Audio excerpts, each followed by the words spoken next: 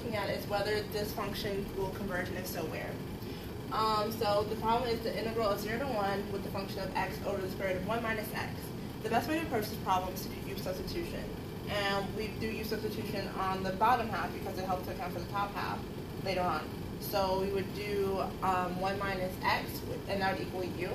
And then you take the derivative of that, which is du, and it becomes negative x becomes negative 1. But we see that these aren't in terms of u, but you have them in terms of x, and you could rearrange this formula and put it in terms of x, which we end up doing. So now when you rearrange it, you'd put it as 1 minus u, which originally used to be x, over the square root of 1 minus x, which is now 1 minus u. So the 1's cancel out, then the negative u times another negative becomes a positive, so it becomes a positive square root of u. And it's 1 over 1 minus u over square root of u.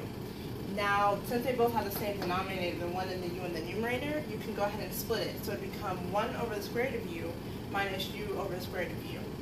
Now you want to go ahead and rearrange it and put it in terms of like what type of what is raised to the power it's raised to.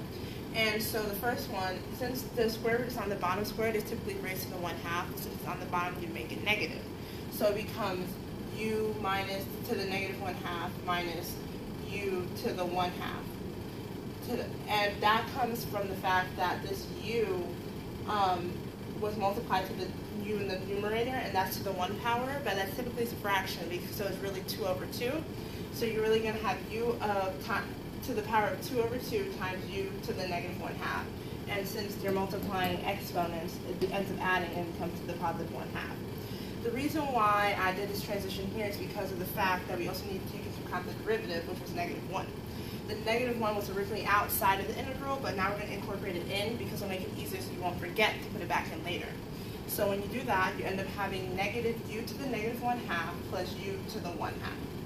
So now you want to go ahead and integrate the actual part of this, so you can go ahead and use it later on. And so you're going to end up doing negative 2u to the 1/2, because you would end up bringing the reciprocal of this to the front, and then you'd also do plus 2/3 u to the 3/2, because when you have subtracted this, when you had 2 over 2 of whatever this was, it used to be 2 over 2 plus 1 over 2, which is 3/2. And because you're going to end up subtracting it out later on, it's you take whatever the opposite of it was, and it becomes 3/2, and you bring the reciprocal to the front again. So then your final would be negative 2u to the 1/2 plus 2/3 u to the 3/2. But since we have it in terms of u, we want to go ahead and put it in what we knew u was originally, which was 1 minus x. So now we're going to put u in terms of 1 minus x, so it becomes negative 2 times 1 minus x to the 1/2 plus 2/3 1 minus x to the 3/2. You can go ahead and solve for this. You take the upper bound minus lower bound, so I went ahead and simplified it, and it would end up getting 0 plus 2 minus 2/3, which equals positive 4/3.